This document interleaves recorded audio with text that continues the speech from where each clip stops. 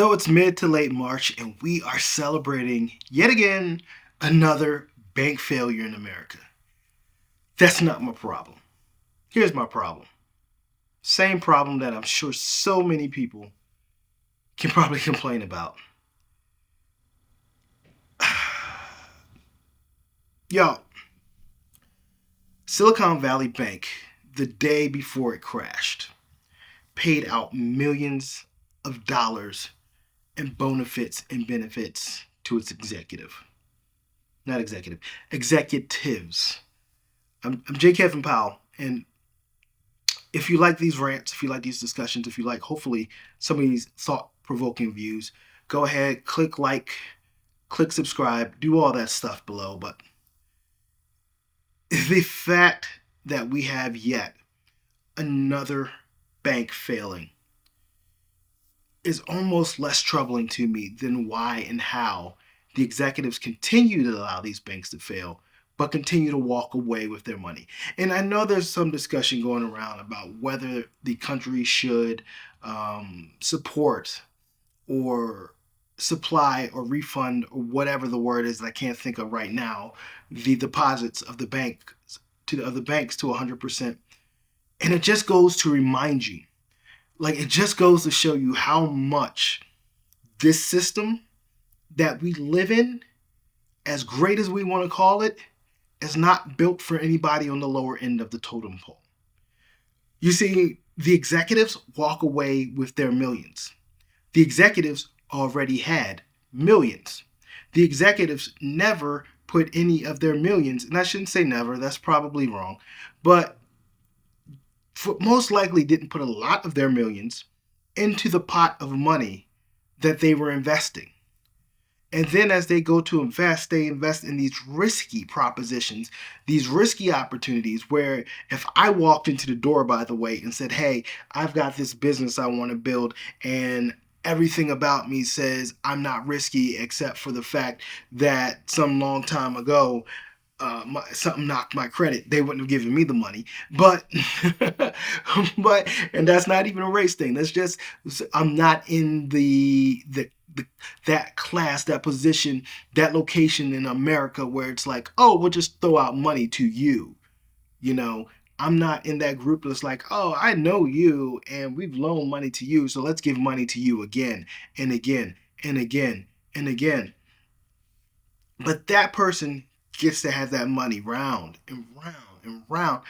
And then you have this scenario of people in these businesses, in these structures, moving around these pieces of money, this money that's in the bank, to invest it in something that is not necessarily safe. And when that thing fails, it is the average person who pays that price. Even as we talk about a tech startup, let's keep in mind it's a tech startup. And people in that tech startup are not the ones sitting on millions, they're working jobs,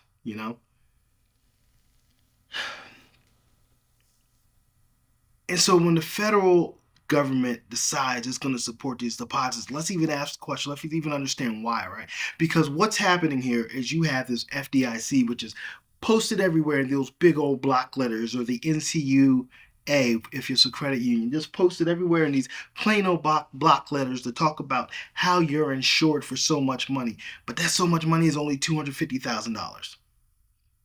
And if you have anything above that $250,000, good luck.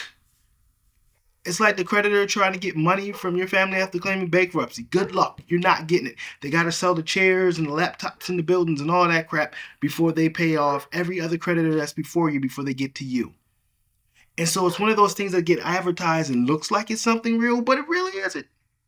And so it's just another reminder that this system, the way the finances, the way the structure is set up in America, that we're always talking about how great it is, because of its capitalistic structure, is not set up for the average person.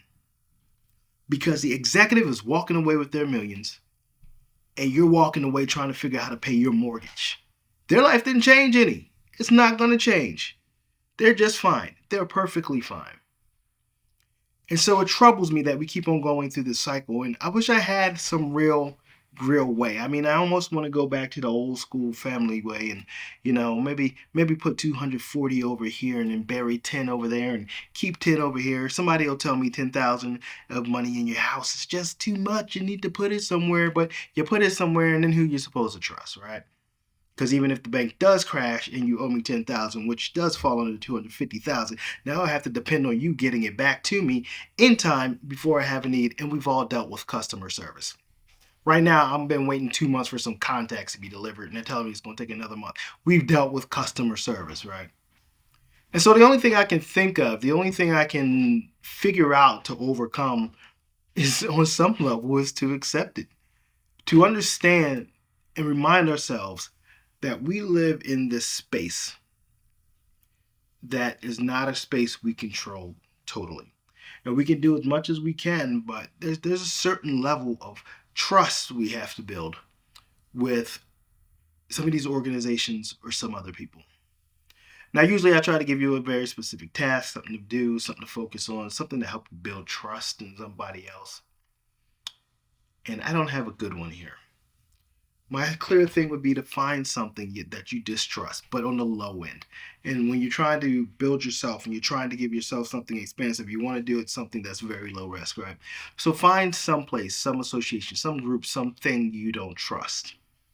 Maybe you don't trust the lemons at the restaurant, so you never drink water with lemons in it. Maybe you drop some lemons in there. I know it's stupid. I get it. I understand. But we're also looking at baby steps here. So take some time. Figure out what that little small distrust is. See if you can try a different action out. Not necessarily to become trustful of it. Because Lord knows I still ain't trustful of banks. But so that you can become more comfortable with being in that space of being out of control. Catch you on the next one.